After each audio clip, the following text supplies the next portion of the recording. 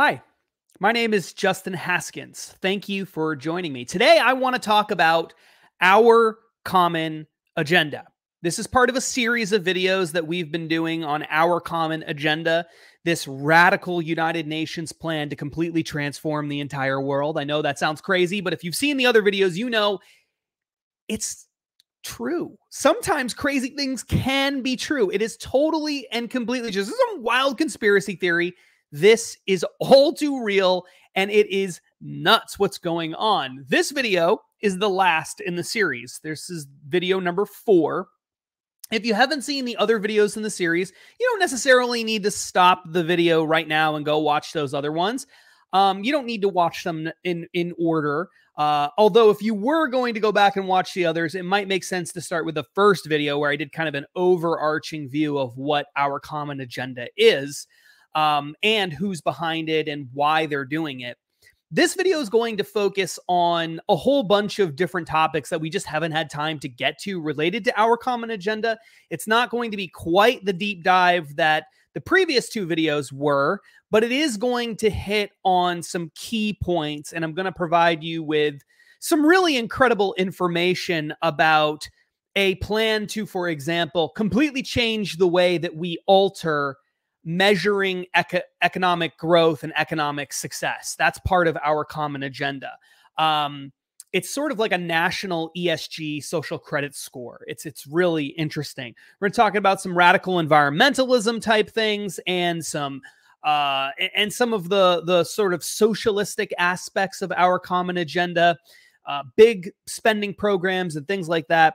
Again, we're not going to dive into as much detail in this video, but we are going to hit some really important topics, and I hope that you take the time to watch it, to learn from it, to do your own homework, and then to share this information. Before we get into that, though, I just want to spend a couple of seconds asking you to please take a moment to subscribe to the channel if you haven't already subscribed, to share the video, to like the video, hit that like button, and comment on the video as well. All of these things are going to help with the big tech algorithms, which are always trying to keep conservative content away from regular viewers. I want to be able to reach people, and the best way to do that is to signal to those big tech algorithms that this is a really popular, really important video that other people are going to want to watch and see. And the way that it knows that is when you have lots of subscribers, when you're hitting, when people or the viewers are hitting the like button, when you're leaving comments and doing that kind of stuff. So please take a moment to do that. It's going to help out. It doesn't cost you anything at all, and it is a huge help to my channel.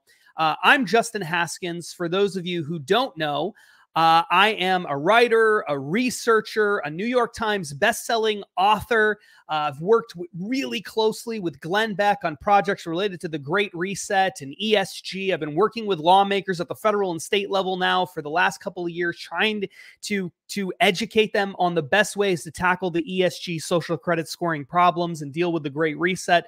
I've been on Fox News Channel a million times. I've been on Newsmax TV, OAN.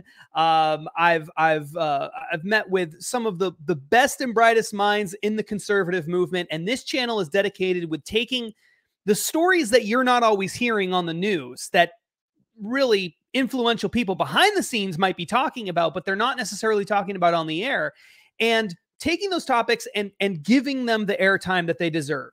And so that's what this channel is dedicated to. That's why we're dealing with our common agenda, and anything you can do to help spread the word about the channel, because it's a new channel, and we need some help. Anything you can do to help spread the word about this channel, subscribing to the channel, liking its videos is going to go a really long way. All right, let's get into the topic. Let's get right into it.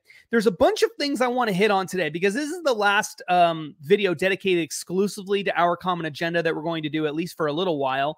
And so I want to make sure that we don't leave out anything really important. That is an incredibly hard task with our common agenda, because it is a massive proposal from the United Nations.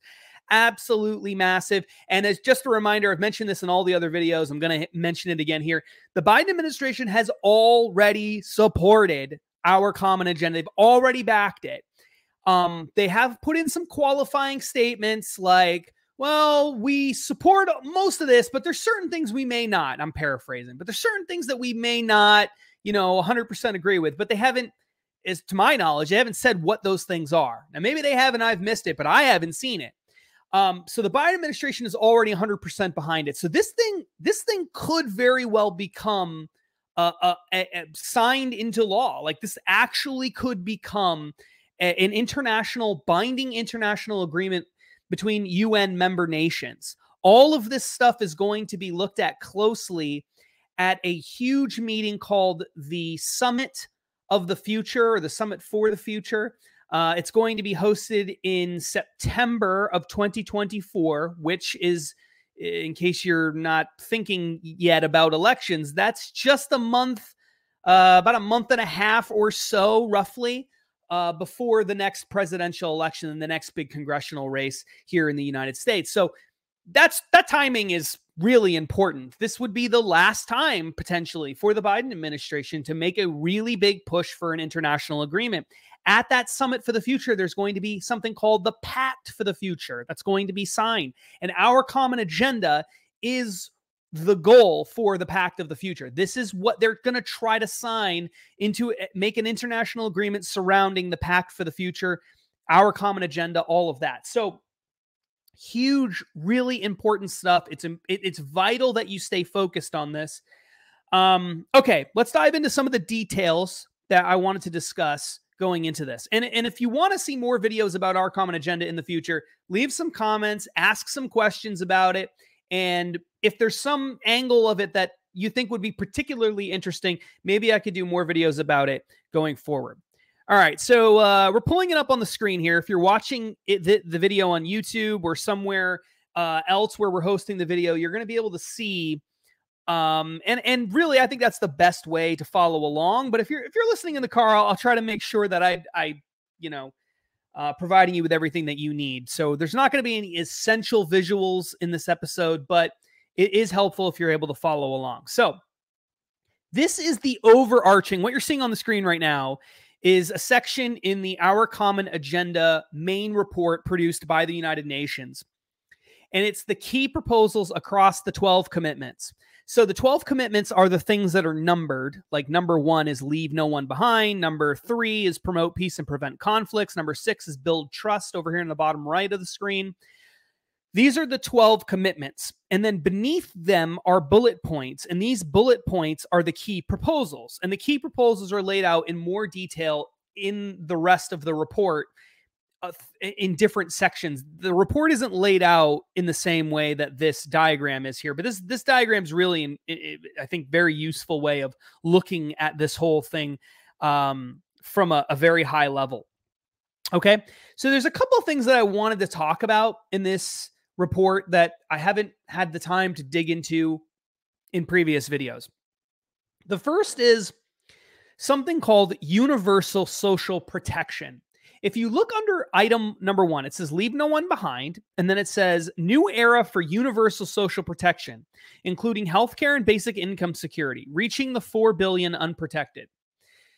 When you dive into this particular topic, what you learn is that there is a really strong and widespread movement in the international community. You don't really hear it too much in the United States, except from the squad and like Alexandria Ocasio-Cortez and people like that, Rashida Tlaib, and really the far left wing types like Brandon Johnson in Chicago. Like, you might hear from those kinds of people this idea of universal social protection. But for the most part in the United States, this is not a huge thing. But in the international community, they talk about this a lot. And the idea is to make sure that everybody has access to healthcare, which in many cases means government-provided healthcare, and to make sure that everyone has what they call basic income security. So like a mandated government-provided or government-supported backed basic income program. So you've probably heard of universal basic income, UBI. It's the idea that everybody in society might get, say, $1,000 a month or something like that. It was made popular in the United States in the last, I want to say it was the last Democratic presidential primaries. And And it was something that came out in the Green New Deal as well with AOC. It was discussed at least around the Green New Deal. Basic income programs, though, I think is what actually ended up in the Green New Deal. The difference between a basic income program and a universal basic income is that a universal basic income is everybody gets $1,000 no matter what, or almost everyone. Basic income program is more like what you would think of with welfare checks or something. It's the idea that some people are going to get money, other people are not going to get money, and it's going to be based on some kind of criteria that's determined usually by the government. Basic income security and universal health care are things that, of course, many people want. I mean, I want everyone to have universal access. I want everyone to have healthcare coverage. And I'm a big supporter of having universal healthcare coverage in the sense that I want to make sure everyone can have access to it. And I think there are ways that we can do that that don't involve the government taking over the healthcare system.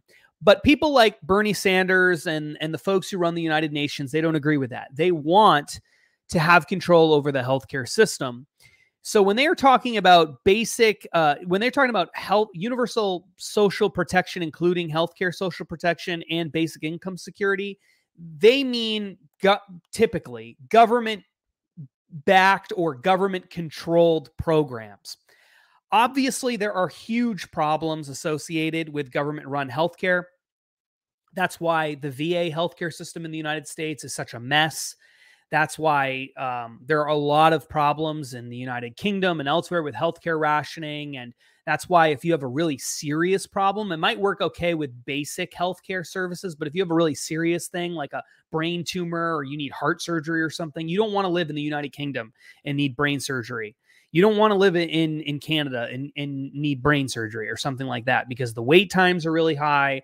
The quality of the medical care is generally not as good in the specialty level is not as good. And so we don't, I'm not in favor of this, obviously, but the really big thing here and basic income programs is, I think kind of a scam and something that would drive inflation up, by the way, too.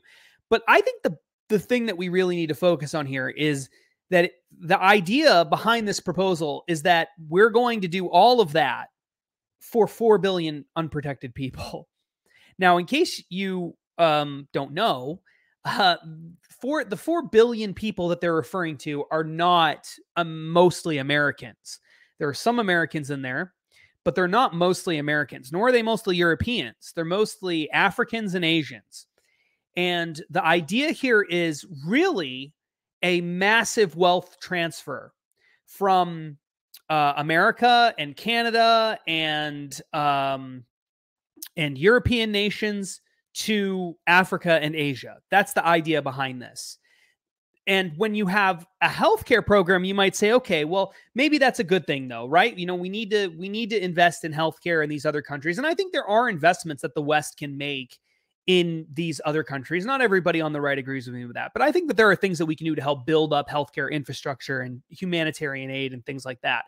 But when you're talking about basic income security and when you're talking about sort of a universal healthcare program, you're talking about spending trillions and trillions and trillions and trillions and trillions of dollars, taking that from Western nations and giving it to these other nations. It's a massive wealth transfer is what it is. And in some cases, like I said, humanitarianism, providing humanitarian aid can be a really good thing. But this is calling for much more than that. This is calling for like a guaranteed welfare program for 4 billion people. We don't have the money for that. There just flat out isn't the money available to do that. And yet that's exactly what this thing is calling for. So I think that was a particularly interesting part of the proposal. It looks like just a basic thing that you read over. You just see it in left-wing stuff all the time. And so you may be inclined not to pay attention to it. But that's pretty crazy when you think about it. We're going to provide welfare programs to 4 billion people. Where's the money coming for that? That's just, astounding. Okay. They also talk about reinforce adequate housing, education, and lifelong learning and decent work. Again, these are massive government programs that they're asking for. There's no money for that. Identify complementary measures to GDP. There's another thing in here that talks about GDP. I want to see if I can find it. So just bear with me here. Um, so one of the things that is one of the things that our common agenda wants to do is change the way that we measure the success of nations. Okay. So they're unhappy with using measures like GDP, which is gross domestic product. That's one of the standard ways of determining economic growth, economic success, and other things like that. And to some degree, the wealth of nations and that kind of thing. And it is by far, it is far from perfect. And I'll be the first one to admit that. But what they want to do is change GDP or add to GDP so that we're not measuring the success of nations by GDP alone. And instead of saying, well, okay, what other economic measures do we want to look at to measure economic success? They instead want to add in all of these things that have nothing really to do with economics in many ways, creating a kind of social credit scoring model or an ESG scoring model, environmental, social, and governance metrics, like something similar to that at the national level, so that we could say, well, yeah, America might have the most money, but they're actually not the best country. The best country is this country over here because they score really well in all these other environmental categories too. And those environmental categories, that's what that has a lot of weight as well. And, you know, to some degree, I don't know that there's necessarily anything wrong with that, but I think when you're doing it at the scale that they're going to do it, and when you embed that social credit scoring system with all kinds of left-wing ideology, then what it does is incentivizes policymakers in these countries to make decisions that move the whole nation in the direction of left-wing ideology, just so that they can have a higher score. So instead of chasing better GDP numbers and better economic growth, they're chasing, I really want to make sure my social credit score is really high. That way, I can go out to the public and say, hey, my, national ESG score, it's higher since I became president. You should vote for me because that means that things are getting better in America. When in reality, it may not have anything to do with that. It may just mean that we're moving further to the left or something, right? So, there's throughout this section, there's this idea that's pervasive on the left, and it's pervasive in these international institutions, that environmentalism is more important in many respects than human flourishing. And that just, I think, is an egregious mistake to think that way. I'm not saying we shouldn't protect the environment. We should protect the environment to the best of our ability without hampering human prosperity and without creating conditions where people are going to be impoverished and people are going to die because we don't have as much wealth as we otherwise would, or we don't have access to the resources that we need, or reliable electricity, reliable medical services, etc. The reason why things are so much better in the West than they are in a lot of other parts of in North America in particular, and in Europe as well, compared to much of the rest of the world, is in large part because we have taken advantage of reliable energy. We've been able to use that to build industry. We've coupled that with property rights and individual freedoms, which have drawn people from all over the world into these nations. And we've built our wealth using technological advancements, and all of that is being driven by affordable energy. And that requires mining, that requires drilling things out of the ground, natural gas and oil and coal and things like that. And the UN doesn't want that. All right. And so they're trying to figure out tricky ways to incentivize people and trick people into adopting positions that they might not otherwise adopt through this social credit scoring mechanism. So it says here, we must urgently, this is on 33, page 33 of the report, but it's page 35 of the PDF. We must urgently find measures of progress that complement GDP, as we were tasked to do by 2030 in Target 1719 of the Sustainable Development Goals, 17.19. We know that GDP fails to account for human well-being, planetary sustainability, and non-market services and care, or to consider the distributional dimensions of economic activity. Absurdly, GDP rises when there is overfishing, cutting of forests, or burning fossil fuels. Absurdly, GDP rises when there is overfishing, cutting of forests, or burning of fossil fuels. That's because those things all have helped to lead to human flourishing. When those things are happening, it means economies are growing. It means there are more jobs. It means the standard of living is improving. Historically, that's what those things mean. Economic growth is happening. It's not absurd for us to care about GDP and economic growth and consumption of resources, because sometimes consumption of resources is a good thing. In fact, often consumption of resources is a good thing. So I think it's absurd to argue that this is somehow a bad thing. We are destroying nature, but we count it as an increase in wealth. No. We are destroying nature, but we count it as an increase in wealth. The destruction of the nature is not the increase in wealth, but the destruction of the nature can lead to increases in wealth. And we need to balance these two things out. And what they're asking, what they're advocating that we do at the United Nations as part of our common agenda is to just put increasing wealth on the back burner and say, well, that's absurd. We shouldn't, it's not a real increase in wealth if we're destroying nature. And it's like, well, if you're going to take that position, then we all need to go live in huts and we need to go back to the Stone Ages, because consuming resources is an essential part of human beings flourishing. That's just the reality. Now, you can try to balance it. We shouldn't just be cutting down all the forests or just fishing all the fish out of the sea. We need to have it's a balancing act here. But to just say, well, we can't count the destruction of nature as an increase in wealth is absurd. It's completely unrealistic. It's not based in science. It's unscientific, in fact. And so what they want to do is say it is time to collectively commit to complementary measurements, meaning social credit scoring type measurements. Without that fundamental shift, the targets that we have fixed in relation to biodiversity, pollution, and climate change will not be achievable. I agree. In other words, we need to put wealth on the back burner. We need to put human flourishing on the back burner.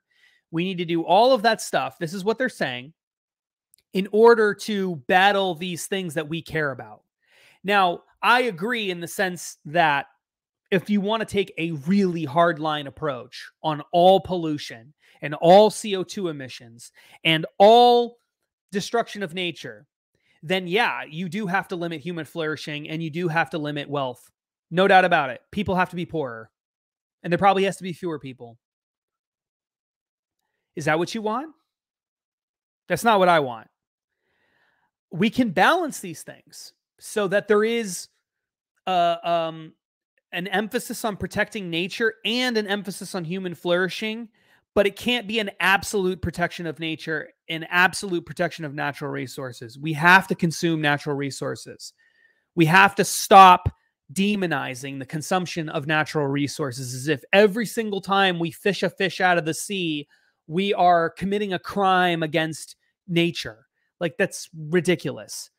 In order for human beings to flourish, we have to consume nature too.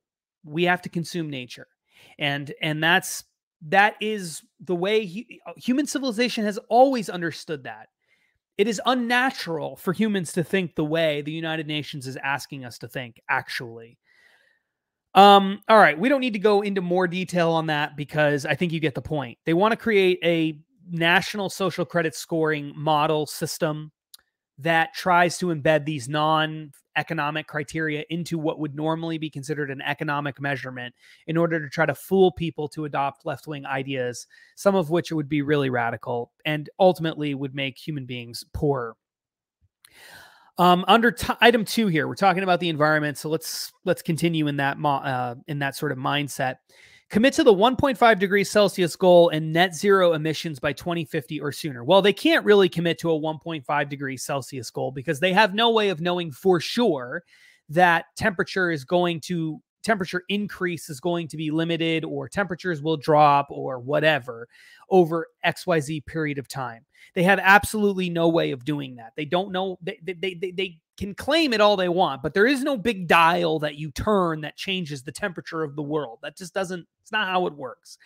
Now they'll say, and net zero emissions by 2050 or sooner. Now, assuming you believe carbon dioxide emissions are the primary driver, not just a driver, but because I think CO2 emissions do in some way contribute to global warming.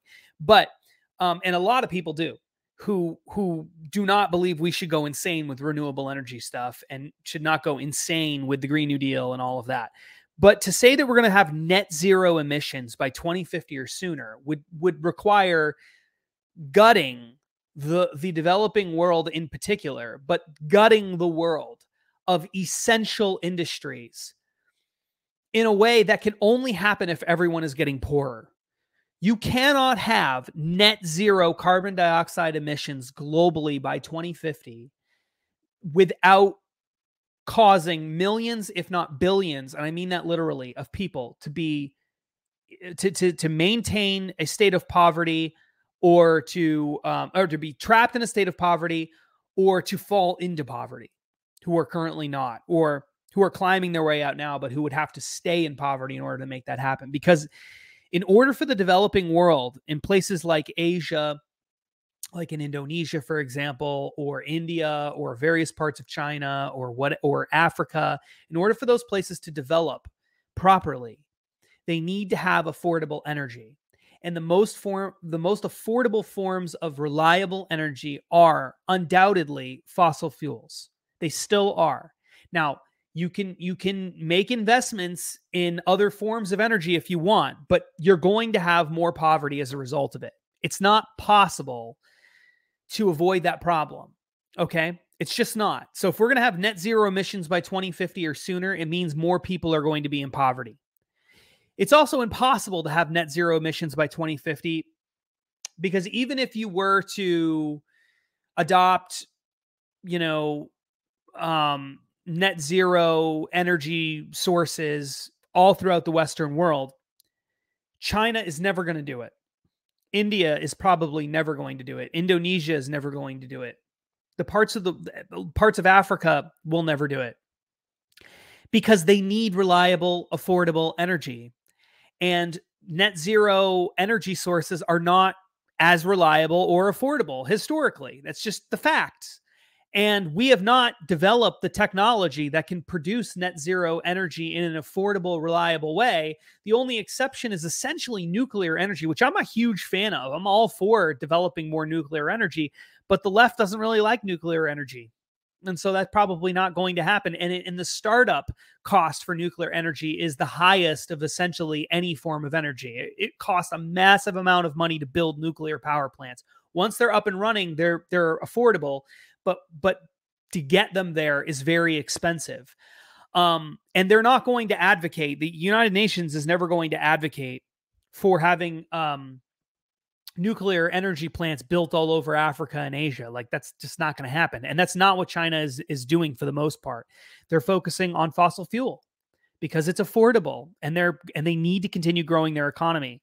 So this just flat out isn't going to happen. Another really interesting thing that's in here, account for the environment and economic models, carbon pricing mechanisms, and credible commitments by financial actors. That's similar to what I said before about tying ESG type social credit scoring systems with GDP and other national measurements. This is taking that idea, the ESG idea, and embedding it in basically everything, so that everything you do has some kind of social cost or some kind of environmental cost or something else, ESG cost, tied into it as a way, as a tool to try to force people into adopting more expensive forms of energy, right? It's incredibly dangerous. It's going to, again, stunt the human flourishing. It's going to lower living standards over the long run compared to what they would otherwise be. It would require massive amounts of wealth in order to even try to make that happen in the developing world. Huge disaster. The right to a healthy environment.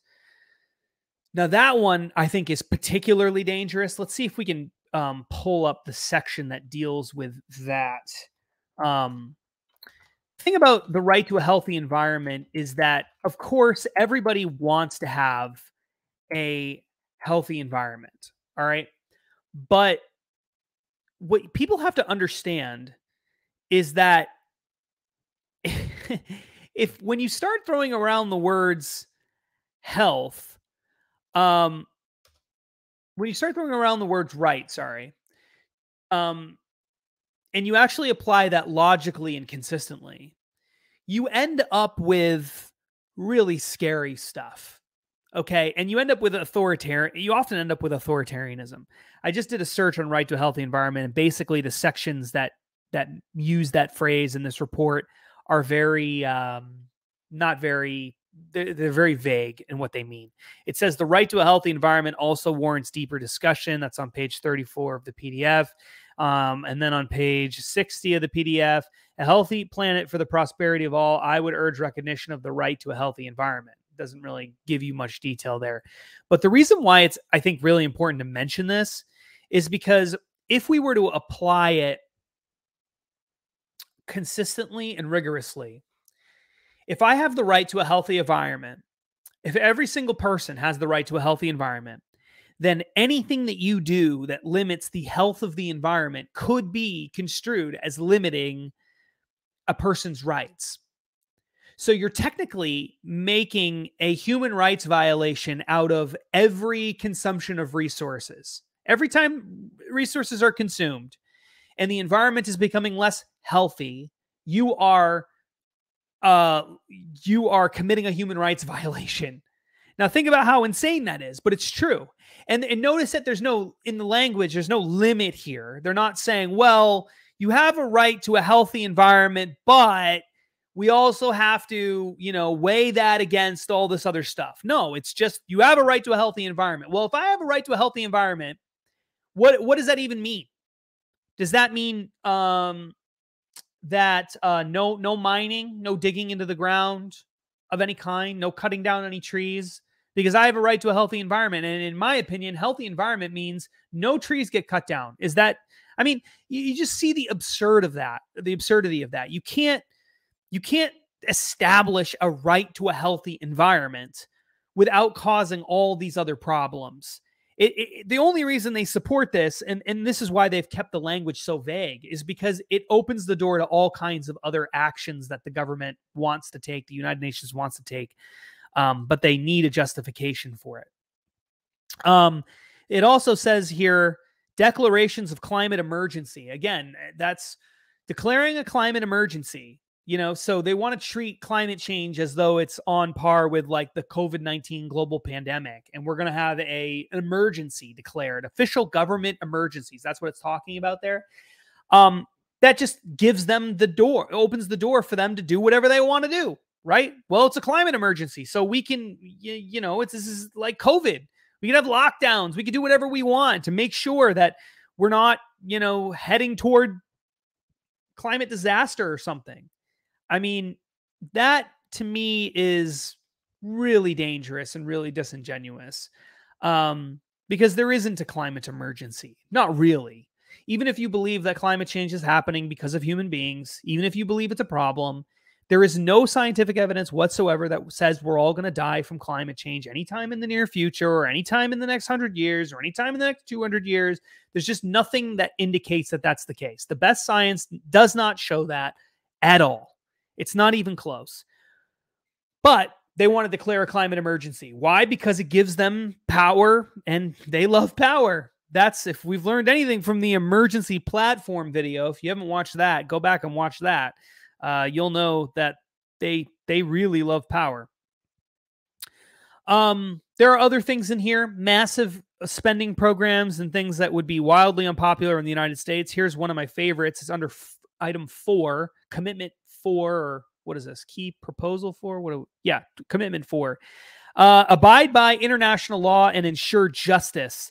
And then in bold, they have on the 5th item down, legal identity for all end to statelessness, and protection of internally displaced persons, refugees, and migrants.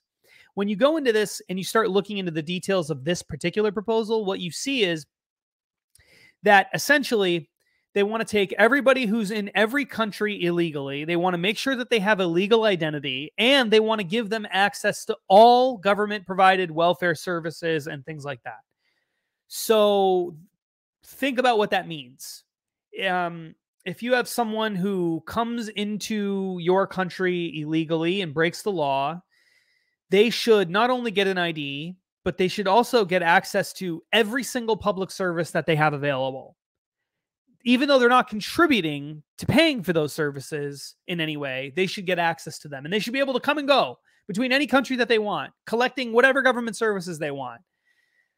I'm all for more legal immigration. Not everybody on the right agrees with me on that, but I'm all for more legal immigration. I'm okay with that. And I think there's a really strong argument to be made economically for that and morally for that. And I'm a big supporter of that. But the idea that we should encourage more illegal immigration and encourage people to become more dependent on government and make it easier for people to become dependent on government who aren't even citizens of these nations, that's insane. And again, where's the money for this? There is no money. We're already running $1 trillion+ deficit here in the United States, sometimes $2 trillion deficits, and we're going to now start giving full access to every person, all the millions and millions of people who are here illegally. We're now going to start giving them access to every single welfare service, even though they don't contribute anything to it in terms of taxes in many cases. That is just insane. We need to overhaul the immigration system. I really think we need to do that, and we should do it in a fair and well, I shouldn't say fair. We should do it in a compassionate way. I really do believe that. But, and I know not everyone watching the video will agree with me on that, but I do think we should be compassionate about immigration, and we should do everything we can to make legal immigration for people who really want to come to America for the right reasons possible. So if you want to come to America to be free, and you want to come to America to work and to take care of your family and to be an upstanding citizen, and with the hope that someday you'll become an American citizen, I think that's a great thing. I really do. Not everyone agrees with me, but I really think that's a great thing. And I think it will help our society. It'll help our culture. It'll help our economy. It'll make us a better country. I believe that we've been made a great country in large part because of immigration, but it needs to be done legally. And for the UN to suggest we should make it better for illegal immigration, better for people who are in countries illegally, and that we should just be giving these people money when they haven't contributed and they aren't even here legally and aren't following our laws, I think is madness, just absolute madness. Okay. So, item number 7, improve digital cooperation. We talked about the Global Digital Compact. We talked about AI. We talked about the crackdown on free speech and other things called for in that section in another video. So we're not going to go into detail there. A really interesting thing here is in item number 9, ensure sustainable financing. It talks about supporting a sustainable development goal investment boost, including through a last mile alliance to reach those furthest behind, provide more flexible research and development incentives, resolve weaknesses in the debt architecture. What this is saying is we need to figure out ways to give more money toward the causes that we like, environmental causes that we like. It talks about new business models and fairer and more resilient multilateral trading system, including a new World Trade Organization, but or an reinvigorated World Trade Organization. But the new business model thing, I think that's really important. They don't talk a lot about ESG directly in this report, but they do talk about it kind of. They talk about ESG without using the words ESG a lot in this report. Okay. But they do actually use the word ESG. They do refer to ESG. Let me see if I can find that for you. They do use it in the report, and it is a clear endorsement of ESG. It's interesting that they don't spend a lot of time specifically mentioning ESG, uh, because it's such a big part of what they want to do, and they do talk about it without using those words. So it's interesting that they don't want to use the word, but they do mention it. They did throw it in there. It says here, in light of its power to shift the needle significantly on many of our most critical challenges, inclusion and accountability of the private sector are essential. This is the public-private partnership stuff that I've been talking about with the Great Reset for years now. Arrangements where the private sector commits to responsible innovation and to harnessing technology fairly provide a good basis on which to build, as do business models that support inclusion, human rights, and sustainable development. This is the new business model thing that I was just referencing from the previous outline, as investment funds that take into account environmental, social, and governance factors. Okay, well, there it is. Very clear endorsement of ESG. So ESG is embedded within the Our Common Agenda report. So this is the Great Reset. It's talking about sustainable finance. It's talking about public-private partnerships. It's talking about ESG. It's talking about groups like BlackRock using ESG. It doesn't say BlackRock specifically, I don't think, but it does mention that kind of financing, talking about banks and financial institutions and central banks pushing for the transformation of society using metrics like ESG. It's all in here. So the Great Reset is part of Our Common Agenda. That's what makes Our Common Agenda so crazy, is it's the Great Reset plus a bunch of other things. As bad as the Great Reset was or is, it's that and a bunch of other stuff. So really, really radical thing. But I did just want to I know I mentioned that, I think in the first video, that ESG is a part of this. But I really wanted to make sure that people saw it with their own eyes, that yes, ESG is very specifically advocated for as part of Our Common Agenda. There's also a call in here to create a new United Nations, a United Nations 2.0, not a literal new organization, but to revamp and restructure and reform the existing United Nations. And one of the things that they really want to do is get the United Nations focused more on futurism, more on AI, data collection, strategic foresight reports, risk reports, things like that, getting them thinking more about the future and the future of technology and how technology can be designed so that it advances left-wing causes and causes that elites favor. It's not even really left-wing causes. It's whatever the elites are favoring. That's the topic of the book that Glenn Beck and I have coming out in July of 2023 called Dark Future. Dark Future is such an important book. I really hope that you take the time to read through that, to purchase it, to borrow it from a friend, however you're able to get your hands on it, because there is so much mind-blowing stuff in Dark Future that it really shows you how the next wave of technology is going to potentially be a tool for authoritarianism in a way that I just don't think most people realize. And it goes into really scary stuff, like even like bioengineering. We're talking about transforming people. We're talking about designing human beings. We're talking about really crazy stuff. And it sounds, again, one of those things that sounds like conspiracy theory, crazy stuff. It all comes from established reports, things from the World Economic Forum, things from the World Government Summit. That's a real thing, by the way, the World Government Summit from the United Nations and others.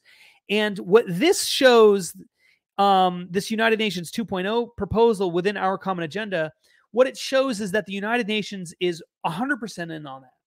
They're focused on the future. They're focused on changing the future through transforming technology. That's going to be such a huge part of what goes forward, or what happens in the world going forward. And we need to be laser locked on that, because people are not paying attention to that. The technology that's being developed is going to be used as, well, the plan is for elites to use those technologies to transform our world in ways that we the regular people just don't want. And if you really care about freedom and you really care about religious liberty and you really care about, protecting the sanctity of life and things like that, you need to start paying attention to what's happening with that technology. Another thing that they're doing that's related to that is listed under number 11, listen to and work with youth. In number 11, it talks about the Summit of the Future. It says Summit of the Future in 2023, but they mean in 2024. Ensure long-term thinking, including a United Nations Futures Lab. That's another one of these things to start looking at the stuff of the future, planning for the future, regulating the future. Technology is a huge focus of all of this.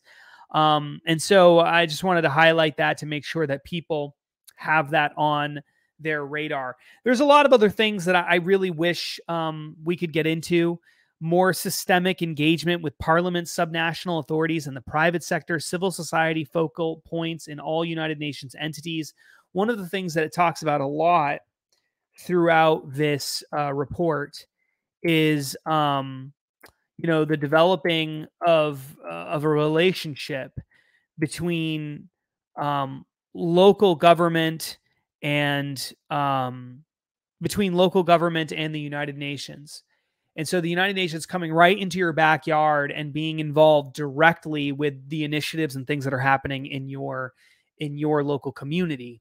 So we have a tendency to think of the United Nations as something that deals with the national level or in the international level, especially, but then also in America, in Washington, D.C. and stuff, but not necessarily with your local city council. Back in the day, Glenn Beck used to talk a lot about Agenda 21 and how Agenda 21 was an effort by the United Nations to try to get involved in local issues, especially related to sustainability and environmentalism. Well, that still exists in our common agenda, and they're actually expanding that significantly. So this comes from page 69 of the report. I'm not going to go into all of it. I wish I could, but I'm just going to read a quick quote from you. It says that the role of parliaments, cities, and other subnational authorities is particularly being recognized in inclusive approaches, meaning approaches the United Nations is taking with, for example, voluntary local reviews of Sustainable Development Goal implementation, providing a model on which to build. So it's literally saying here, we need to, it's literally saying that we're going to take Sustainable Development Goals, which is a UN international thing. We're going to work with local governments to help them enact these things at the local level. Civil society needs to remain part and parcel of our work across sectors and in multinational forums. In the light of its power to shift the needle significantly on many of our most critical challenges, inclusion and accountability, the private sector are essential. That's more Great Reset stuff. And that's where it gets into ESG and everything. It even says that, let's see, it also means inclusion of a diverse range of voices beyond states. In addition to intergovernmental organizations, this can include parliaments, subnational authorities, cities and local and regional governments, civil society, faith-based organizations. That means the United Nations working with your church to move things to the left. That's pretty interesting. Trade unions, private sector and industry, and local and grassroots movements, including those led by women and young people. Well, okay, obviously we know that you're,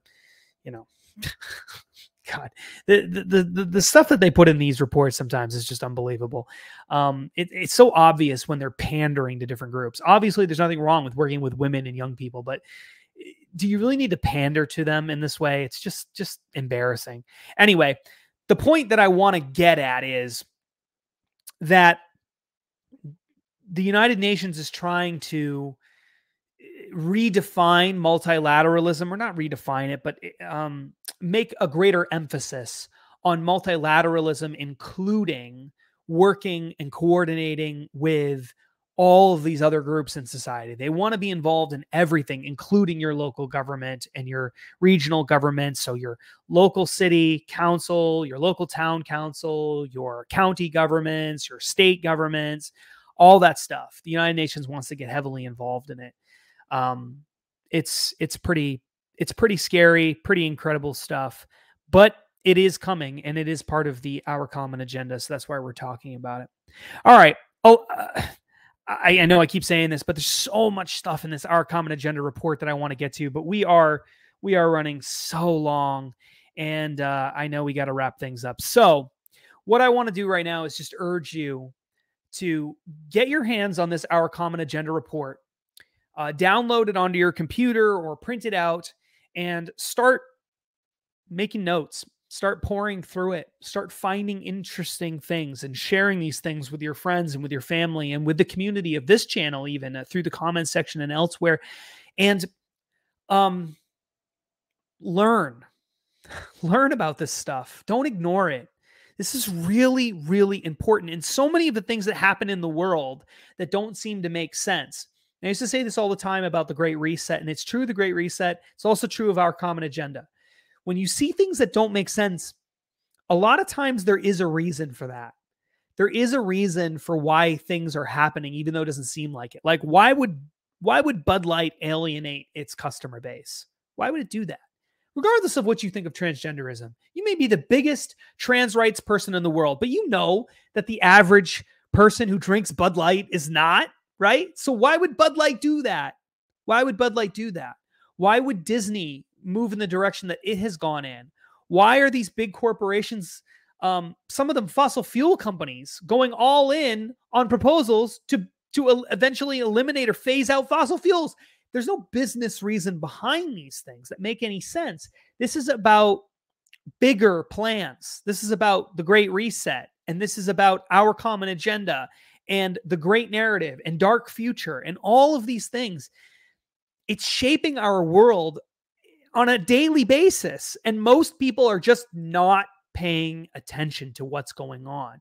And it actually does have an effect on international relations, on what's happening with Russia and China and BRICS and all this stuff that's going on.